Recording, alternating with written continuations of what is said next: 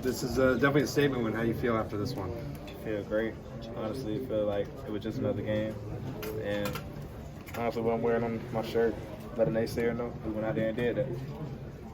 What'd you see on your pick? I saw the ball in the air. So, I mean, it was kind of like, oh, tip drill. And honestly, when I caught it, I really wanted to try to make a miss real quick. But I was like, let me just hold the ball because I'm one of them guys. I'm trying to get in the end zone. But I was like, let me hold the ball, wrap up, secure, be able to see another down. How big did every defensive stop feel given how high scoring it was tonight? It felt great because honestly, we went into the game knowing they were the number one offense in the country, and just us preaching DOA, staying consistent. Coach Saban really preached staying in the moment. So with us staying in the moment, we really went out there and had fun together. Like, I don't know if y'all saw it, but it was like one play, I'm looking at Malachi and we just smiling like, we like, dang, bro, like we out here like just having fun. Like it really felt like practice for real. You guys can clinch the SEC West if you beat Kentucky next week. What would that mean for this program? Honestly, I feel like it'll be like this game. Like, you have all the external factors that try to make the games bigger than what it is, but we're just going to go out there and execute and play another game. Your quarterback went up against a guy who's one of the top in the Heisman list, and he proved himself, especially with his legs. What do you say about your guy on your side? Jay Milton, true. I've been preaching that, been saying that. Length, like I said, let a naysayer know he really went out there, and he's getting better every game. He's growing, not only growing as a player on the field, but off the field. Like, he's growing as a leader, growing as a man, truth be told. Did you see the secondary kind of respond when Jalen went down, when Jalen Key went down, and you had other guys kind of moving around and stepping into other roles? We looked at him and we said, Key, we got you. Like, we have guys that prepare for moments like this and we practice hard. We have position versatility, and we went out there and we just told them, like, hey, man, we're going to go out here and fight for you. So it kind of, I won't say we weren't already motivated, but it just added fuel to the fire.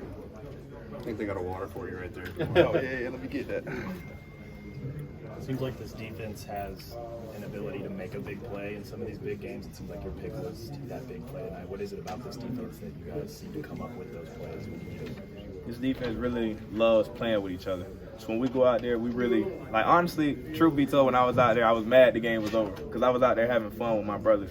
And when we go out there, we just love being around each other, playing with each other, and really enjoying the moment. Like, we know that this was arguably, like, I mean, you take everybody in Chattanooga, they're going to be a great team. But this was our last big home game. And for us to be able to go out here and put on in front of our crowd, it meant a lot to us. Coach said you had two big ones, and now as the schedule gets a little lighter before the Iron Bowl, Coach challenged you guys to keep up the momentum.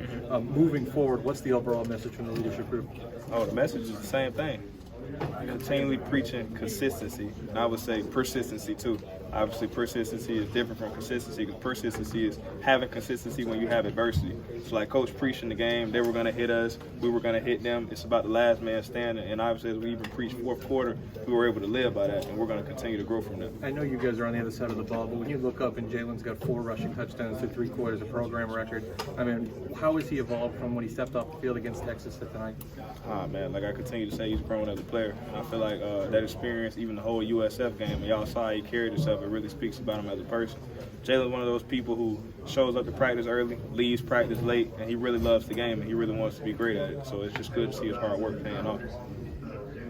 Second half, y'all only gave up 7 points, and it's kind of been a theme all year that the defense plays a lot better in the second half. What goes on with y'all and Coach Steele at halftime that kind of pulls things together? If I told you what Coach Steele said in there, they probably wouldn't want me doing media. Now I'm just playing.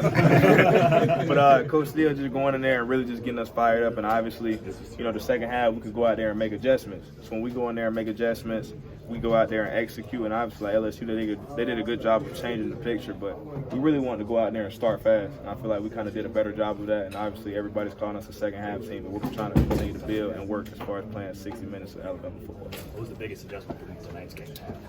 The biggest adjustment was communication. They had a lot of mesh concepts. They ran crash 7. So it was really just as far as communicating and over-communicating. Obviously on defense, when you over-communicate and you can alert what we're going to go to before it happens, it makes you 10 times more successful. And we did a better job of doing that in the second half.